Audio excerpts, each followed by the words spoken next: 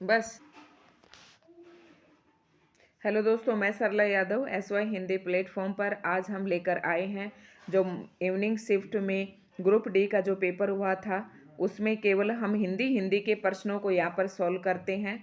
तो आप देख सकते हैं इसमें केवल 10 क्वेश्चन आए हुए हैं ग्रुप डी में हिंदी के। हम केवल हिंदी के प्रश्नों को ही सॉल्व करेंगे और संभावित जो उत्तर हैं वो आपको बताने की कोशिश करेंगे। निम्नलिखित किस वाक्य में, प्रश्न नंबर 66 से यहाँ पर शुरू होता है हिंदी का। निम्नलिखित किस वाक्य में विराम चिन्ह का उपयुक्त प्रयोग हुआ है? तो ऑप्शन ए है, किसी समय में एक न्यायप्रिय राजा था। पूछे गए प्रश्नों के उत्तर दीजिए। बारिश बंद हो गई। तुम्हें यहाँ किसने बुलाया है? उत्तर नहीं देना चाहते। तो यहाँ पर इसका राइट आंसर होगा ऑप्शन बी। नेक्स्ट क्वेश्चन है, आप विश्वास के योग्य नहीं है वाक्य के रेखांकित अंश के लिए सर्वाधिक उपयुक्त शब्द है। तो देखो, आपको नहीं पर नहीं जाना है। अगर नहीं देखोगे तो इसका आंसर आपका गलत हो जाएगा। सिर्फ आपको जो अंडरलाइन शब्द है विश्वास के योग्य, इतना ही देखना है। तो जो विश्वास के योग्य होता है उसे विश्वसनीय कहते हैं। ऑप्शन ए इसका राइट आंसर है। मेरी आत्मजा अब विदेश में रहती है। ये प्रश्न हम इसलिए सोल्व कर रहे हैं क्योंकि कल भी दोनों शिफ्ट में पेपर है, तो हो सकता है किसी के काम आ जाए। मेरी आत्मजा अब विदेश में रहती है, तो अंडरलाइन जो शब्द है वाक्य के रेखांकित शब्द के लिए सर्वाधिक उपयुक्त पर्यायवाची शब्द है। तो आत्मजा जो है बेटी का पर्यायवाची है, तो इसका ऑप्शन सी इसका राइट आंसर होगा। चादर के बाहर पैर पसारना ये मुहावरा है, तो इसका ऑप्शन देख लेते हैं। थोड़े दिन का दुख, दबी हुई बात फिर से उभारना, कठिन परिश्रम, आय से अधिक व्यय करना। तो चादर के बाहर पैर पसारना मुहावरे का उपयुक्त अर्थ होगा आय से अधिक व्यय करना। ऑप्शन नंबर 4 इसका राइट आंसर है। परमार्थ, प्रश्न नंबर 70, परमार्थ शब्द का सर्वाधिक उपयुक्त संधि विच्छेद है। तो इसका सबसे उपयुक्त संधि विच्छेद होगा ऑप्शन 2, परम प्लस अर्थ। ये इसका राइट आंसर होगा। इसी के साथ कुछ 5 क्वेश्चन इधर भी हैं, ये भी हम देख लेते हैं।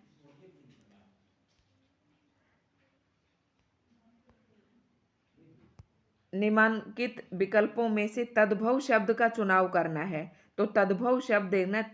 तत्सम शब्द कौन से होते हैं? तत्सम शब्द वे होते हैं जो संस्कृत के शब्द होते हैं और जो के तो हिंदी में प्रयोग किए जाते हैं। लेकिन तद्भव शब्द वे होते हैं जो संस्कृत के शब्द तो होते हैं लेकिन हिंदी में अपना रूप परिवर्तित करके, रूप बदलकर हिंदी में आ जाते हैं, उन्हें हम तद्भव शब्द कहते हैं। ठीक है, तो यहाँ पर इसका राइट आंसर होगा ऑप्शन है दुर्वा, वक, मुल्ले, दीप। तो देखो, दुर्वा का दूब हो जाता है। और ये थोड़े से, इनमें आप कैसे पहचान करेंगे? जो थोड़े से टिपिकल शब्द होते हैं, जो थोड़े से कठिन होते हैं देखने में, तो वो सारे हमारे तत्सम होते हैं। तो ये जो मूल्य शब्द है ये आपका यहाँ पर तद्भव शब्द है। हमें यहाँ पर तद्भव का चुनाव करना है। प्रश्न नंबर 72 है, ऊंची दुकान फीका पकवान लोकोक्ति का अर्थ है। प्रश्न नंबर 72, ऊंची दुकान फीकी पकवान का अर्थ है गुण के विरुद्ध नाम होना, केवल बाह्य प्रदर्शन, उच्च और साधारण की तुलना कैसी, न कारण होगा न कार्य होगा। तो इसका राइट आंसर होगा केवल बाह्य प्रदर्शन। तो 72 प्रश्न नंबर 72 का ऑप्शन नंबर 2 बिल्कुल सही आंसर है। दिए गए किस शब्द की वर्तनी शुद्ध नहीं है? देखिएगा, ऑप्शन नंबर 1 कर्मनिष्ठ, प्रथुल, प्रतिनिधि, वत्सल। तो इसका राइट आंसर है कर्मनिष्ठ।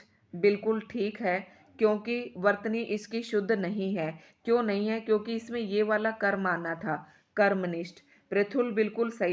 ये तीनों शब्द हैं बिल्कुल सही लिखे गए हैं। आप एक बार देख लेना, हो सकता है कल के पेपर में इनमें से कोई देखकर पूछ ले कि वर्तनी शुद्ध किसकी है। तो ये आप सोल्व कर लेना। और आगे है, शब्द और उसके विलोम का कौन सा जोड़ा सर्वाधिक उपयुक्त है? ऑप्शन देखते हैं। अमर, मृत्य, अति, उत्तम, अंत, उदय, अस्त आदि। तो देखिए, इसका राइट आंसर होगा, सबसे उपयुक्त होगा ऑप्शन ए, क्योंकि अमर होता है जो कभी मरता नहीं है और मृत्य होता है जो मरने वाला होता है, जिसकी मौत निश्चित होती है। तो ये अंत, उदय है तो उदय का अस्त आना था, यहाँ उपयुक्त नहीं है। अस्त है तो यहाँ उदय आना चाहिए था। और अति उत्तम ये तो कोई हुआ ही नहीं, शब्दार्थ ही नहीं है। तो आपको ऑप्शन इसलिए बता दिए हैं कि हो सकता है कल के उसमें आ जाए। तो उदय का क्या होता है, अस्त होता है, ये ध्यान रखना। तो इसका राइट आंसर होगा अमर का मृत्य। नेक्स्ट क्वेश्चन है, दिया गया विकल्प में दिया गया कौन सा विकल्प कर्म कारक का सही उदाहरण है।